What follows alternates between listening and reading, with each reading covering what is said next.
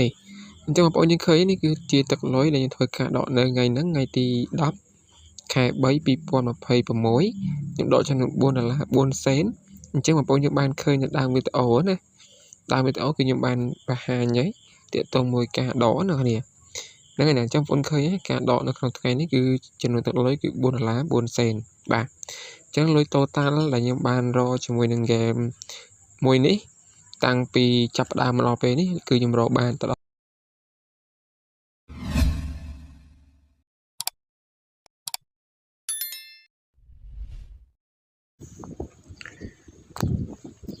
សួស្តីបងប្អូនអ្នកគ្នាបាទស្វាគមន៍មកកាន់ការទស្សនាជាមួយនៅវីដេអូថ្មីនៅក្នុង channel YouTube របស់ខ្ញុំគឺ Ed Money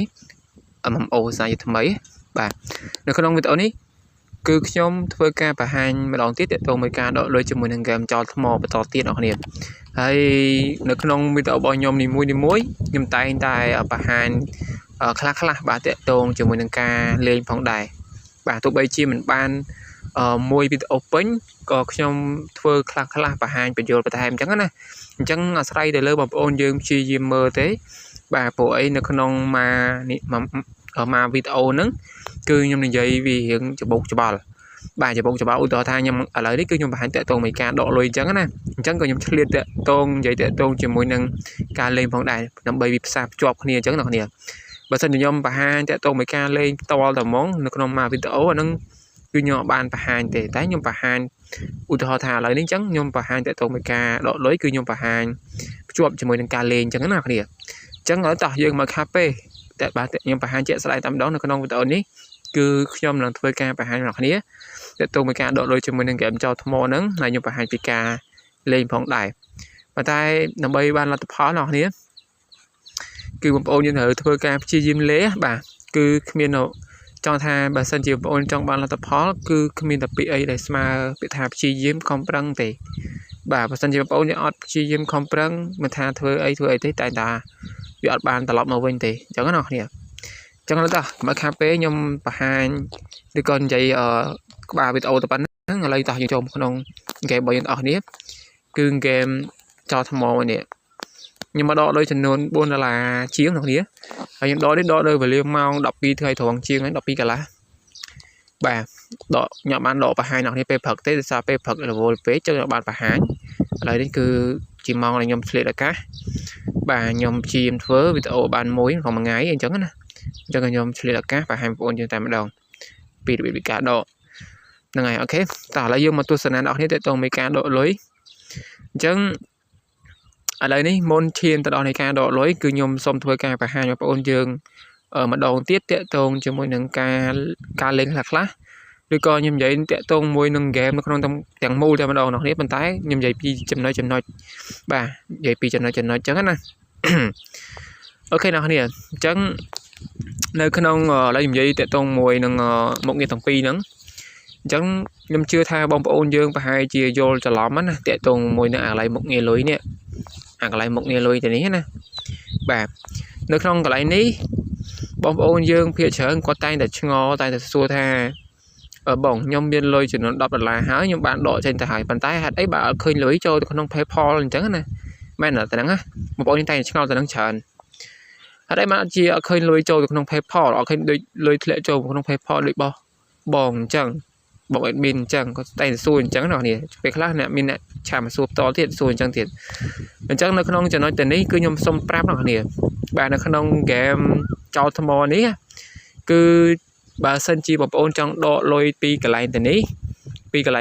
ងសន្លឹកលុយពណ៌ខៀវអបបៃតងនេះគឺបងប្អូនត្រូវមានទឹកលុយគឺចំនួន$10បាទចឹងបងសាក់តណាដល់ពេលបងប្អូនមានទឹកលុយចំនួន$10បងប្អូនដកទៅគឺវាឲ្យយើងបំពេញជាមួយនឹង Gmail PayPal និងឈ្មោះ PayPal ហើយបងប្អូន withdraw ចេញទៅអញ្ចឹងនៅពេលដែលបងប្អូនធ្វើការ withdraw ចេញទៅគឺវាអត់ទាន់ withdraw ចូលលុយទៅក្នុង PayPal ទេណាគ្នាបាទគឺនៅទេណាគឺនៅទេអត់ទាន់ withdraw លុយចូលមកក្នុង account PayPal របស់យើងឬក៏កាបូបលុយរបស់យើងទេគឺនៅទេគឺវាតម្រូវឲ្យបងប្អូនបំពេញលក្ខខណ្ឌសិនណាលក្ខខណ្ឌរបស់វាគឺយើងធ្វើការបំពេញដូចឥឡូវបងប្អូនឃើញតម្រងបែបនេះណាបាទតម្រងបែបហ្នឹងគឺមិនថាខ្ញុំមិនថាពីណាទេបងប្អូនតែជួបតែឃើញហ្នឹងអញ្ចឹងបងប្អូនធ្វើយ៉ាងម៉េចព្យាយាមធ្វើការបំពេញវា ហើយការបំពេញវាគឺបងប្អូនត្រូវការរកស្នែងនេះអាស្នែងពណ៌ស្វាយនេះបាទស្នែងពណ៌ស្វាយហ្នឹងរកបានច្រើនចាប់ពី1ឡើងទៅគឺយើងអាចយកវាមកធ្វើការបំពេញលក្ខខណ្ឌតាមហ្នឹងហើយអញ្ចឹងរាល់ការបំពេញលក្ខខណ្ឌរបស់វាបើសិនជាបងប្អូនយើងបំពេញពីចំណុច0ឡើងមកឡើងទៅលើត្មងណាគឺបងប្អូនយើងត្រូវតែបំពេញនេះចាប់ពី1000នេះបាទកន្លែងមីហ្នឹងឲ្យធ្វើម៉េចចុះមកនៅត្រឹមមីក្រោម100បាទកន្លែងមីហ្នឹងគឺមានលេខក្រោម100ក្រោម100គឺមានលេខ99ចុះក្រោមអញ្ចឹងបាទហ្នឹងគឺយើងអាចដកបានណាបាទហើយនៅក្នុងលក្ខខណ្ឌដែលវាឲ្យយើងធ្វើការបំពេញលក្ខខណ្ឌរកលក្ខខណ្ឌវាហ្នឹងក៏វាគិតពីអត្ថប្រយោជន៍របស់យើងដែរវាគិតពេលវេលាឲ្យយើងដែរដោយសារអីនេះបងប្អូនមើលទៅនេះណាបងប្អូនតែឃើញខ្ញុំដកអីមិនមែនដកចំនួន$ទេបាទមិនមែនដក$ទេណាតែដកខ្ញុំដកតែឃើញ$14រហូតមកឃើញនេះតែនេះណាអញ្ចឹង$14បានពីណាមកបាទ$14ហ្នឹងគឺបានមកពីកន្លែងការបំពេញលក្ខខណ្ឌហ្នឹងឯងអ្នកគ្នាគឺបានពីកន្លែងហ្នឹងណាអញ្ចឹងបងប្អូនយើងយល់ពីតំណឹងណាអ្នកគ្នាយល់អត់នៅក្នុងកន្លែងលក្ខខណ្ឌនេះគឺវាឲ្យយើងបំពេញវាយើងចំណេញទៀតបាទ limit របស់យើងគឺយើងមានចំនួន$10មែនអត់អញ្ចឹងនៅក្នុងហ្នឹងវាឲ្យយើងបំពេញលក្ខខណ្ឌវាបុកឲ្យយើង$4ថែមទៀតនៅពេលដែលយើងធ្វើការបំពេញគ្រប់យើងបានកន្លែងនេះកន្លែងមីនេះគេដាក់ថា99ឬក៏98ចុះក្រោមធ្វើយ៉ាងម៉េចឲ្យលេខក្រោម100គឺយើងអាចដកបាន$14នេះហើយបាទចឹងបងប្អូនយើងបានឃើញជាមួយនឹងប្រវត្តិនៃការដករបស់ខ្ញុំរាល់ដងហ្នឹងណាបាទអញ្ចឹងអាហ្នឹងគឺខ្ញុំបញ្យល់ពីតំណឹងមិនមែនបងប្អូនយើងរកលុយ$10គ្រប់ហើយបងប្អូនធ្វើការបញ្ចូលព័ត៌មាន Gmail PayPal ដកទៅចូលទៅក្នុង PayPal ភ្លាមទេនៅក្នុងមុខងារកន្លែងសន្លឹកលុយពណ៌បៃតងនេះគឺវាឲ្យយើងបំពេញលក្ខខណ្ឌបែបដូចខ្ញុំអញ្ចឹងបាទដូចខ្ញុំអញ្ចឹងណាអញ្ចឹងឥឡូវនេះគឺខ្ញុំបំពេញមកដល់ត្រឹមកន្លែងមី19ហើយបាទអាកន្លែងមី19នេះកន្លែងមី19នេះបើសិនជាខ្ញុំបំពេញមាននៅឲ្យលេខវាក្រោមណាក្រោម100អញ្ចឹងខ្ញុំអាចដកបាន$14ថែមទៀតហើយនេះ$14ទៅនេះហើយនៅក្នុងអាកន្លែងនេះគឺវាលែងចេញពាក្យថា cancel ហើយវាចេញពាក្យថា withdraw ម្ដងតែហ្នឹងណាខ្ញុំតែប្រាប់បងប្អូនយើងច្រើនវីដេអូប៉ុន្តែខ្ញុំខ្លាចបងប្អូនយើងអត់បានទស្សនាចប់អញ្ចឹងបងប្អូនអត់ដឹងទេតែហ្នឹងណាអាហ្នឹងគឺជារបៀបនៃការលេងគឺជាកលឹះបាទគឺជាកលឹះឬក៏ជាអ្វីដែលខ្ញុំបានឆ្លងកាត់មុនហើយការដក$14របស់ខ្ញុំហ្នឹងគឺខ្ញុំដកបានច្រើនដងណានេះ$14ឥឡូវបងប្អូនរត់អស់គ្នារាប់នេះ color នេះ1បាទ1អានេះ2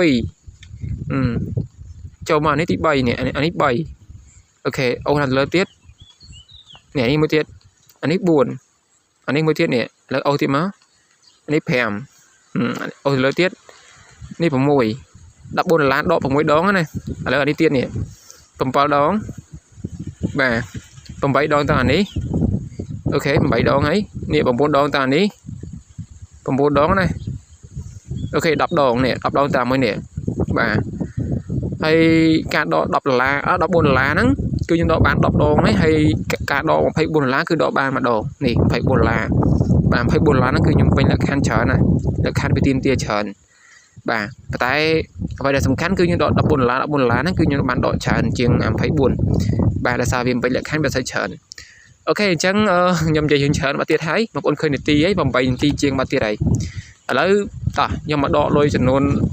$4ជាងនេះខ្ញុំដកបង្ហាញបងប្អូនយើងឥឡូវធ្វើការជិតទៅថា withdraw តែម្ដងខ្ញុំដកចេញពីកន្លែងកាក់ហើយនេះបាទកន្លែងនេះគឺជាកន្លែងកាក់បាទអញ្ចឹងវាអត់មានលក្ខខណ្ឌអីទេតែបងប្អូនមានលុយទៅនឹងគ្រប់ចាប់ពី$1ឡើងទៅគឺយើងអាចដកបានហើយតែហ្នឹងណា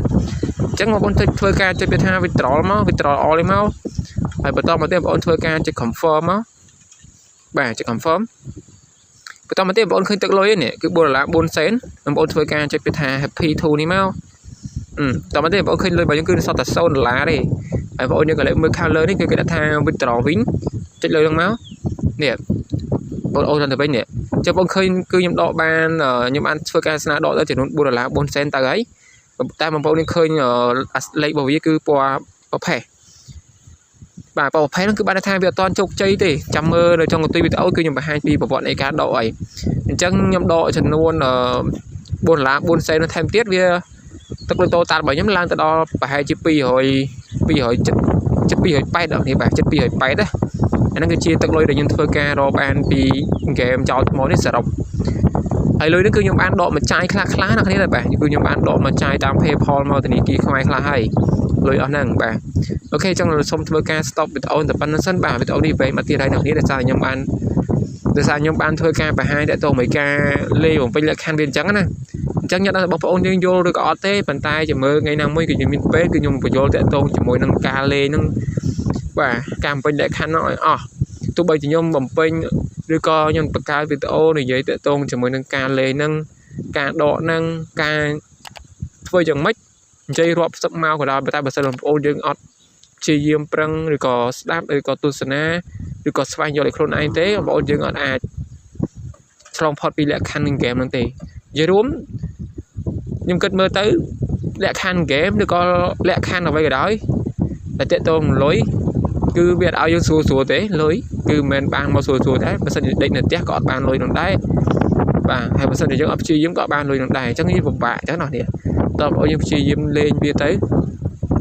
កាក់សេនក៏ដោយក៏វាជាកម្លាំងញើសឈាមរបស់យើងដែលយើងខំប្រឹងដែរបាទប៉ុន្តែទាំងអស់នេះខ្ញុំសូមបញ្ជាក់កុំពឹងទៅលើតែវាពេកតិចចោលការងារចោលអី